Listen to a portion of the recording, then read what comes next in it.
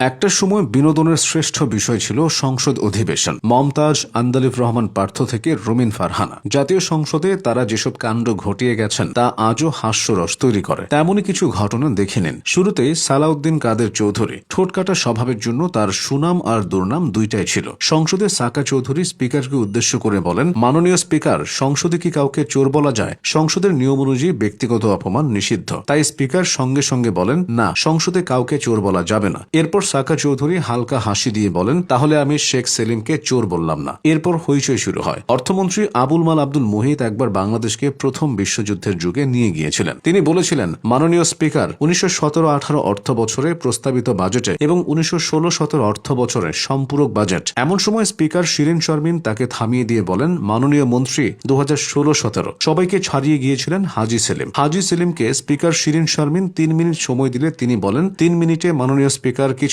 হয় না। নারীর এত ক্ষমতায়নে কি যে কষ্টে আছে। শিরিন শারমিনকে হাজী সেলিম বলেন, আপনি স্পিকার, মাননীয় প্রধানমন্ত্রী স্পিকার, বিরোধী দলের নেত্রী স্পিকার, আমার ঘরের মধ্যে আমার ওয়াইফ, সেও কি যে জ্বালাতনে আছি মাননীয় স্পিকার, ভাষায় প্রকাশ করা যায় না। দশম জাতীয় সংসদের নবম অধিবেশনে তৎকালীন আওয়ামী লীগ সরকারের বিভিন্ন উন্নয়ন কর্মকাণ্ডের প্রশংসা করেন হাজী সেলিম। নারীর ক্ষমতায়ন ও উন্নয়নের প্রশংসা করে তিনি বলেন, দেশ চালায় নারী, সংসার চালায় নারী, পুলিশের প্যারেডে নেতৃত্ব দেয় নারী, বাকি কেবল রাষ্ট্রপতি হওয়া। একবার মতিয়া চৌধুরী ঘুমিয়ে পড়েছিলেন। অনেকেই ঘুমায়, তবে মতিয়া চৌধুরীর ঘুমটা বেশ গভীর ছিল। অনেকে ভেবেছিলেন অন্তিম ডাক বুঝি এসে গেছে। পরে তিনি ধরফর করে জেগে ওঠেন। সবাই তখন স্বস্তির নিঃশ্বাস ফেলে। এদিকে মমতাজ বেগম সংসদে যা করতেন তা নিয়ে আস্ত একটা নাটক হয়ে যাবে। তিনি প্রায় সংসদে গান শোনাতেন। সেসব গানের বিষয় থাকত শেখ হাসিনা, উন্নয়ন ও পদ্মা সেতু। 2019 সালের ফেব্রুয়ারিতে মমতাজের গান ছিল, এগিয়ে চলো বাংলাদেশ, পাল উড়িয়ে দাও, এগিয়ে চলো বাংলাদেশ, পাল উড়িয়ে দাও, গর্বে উন্নত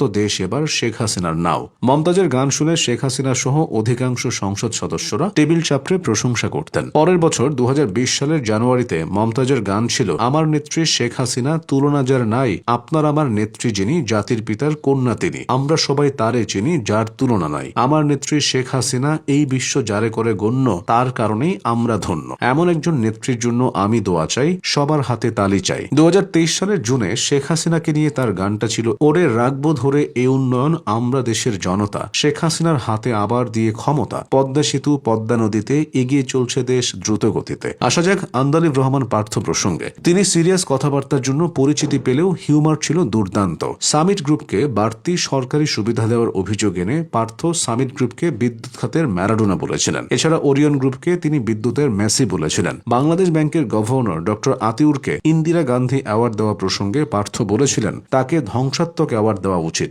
শেয়ার মার্কেট ধ্বংস করার জন্য। শেষ করা যাক রুমিন ফারহানাকে দিয়ে। একবার সংসদে আইনমন্ত্রী আনিসুল হক রুমিন ফারহানাকে নিয়ে অভিযোগ করে বলেছিলেন, উনি চলে গেছেন, উনার বক্তব্য আমার কানে ঢুকিয়ে উনি চলে গেছেন। পরে জবাবে রুমিন বলেন, আমি আইনমন্ত্রীকে মনে করিয়ে দেই, আমরা যতই 3G, 4G, 5Gর গল্প করি না কেন, এই মহান সংসদে নেটওয়ার্কটা পাওয়া যায় না। তখন স্পিকার শিরিন শারমিন বলেন, মাননীয় সংসদ সদস্য, আপনি ওয়াইফাই কানেক্ট করার চেষ্টা করেন। এভাবেই জাতীয় সংসদ বিনোদনের অভাব পূরণ করেছে।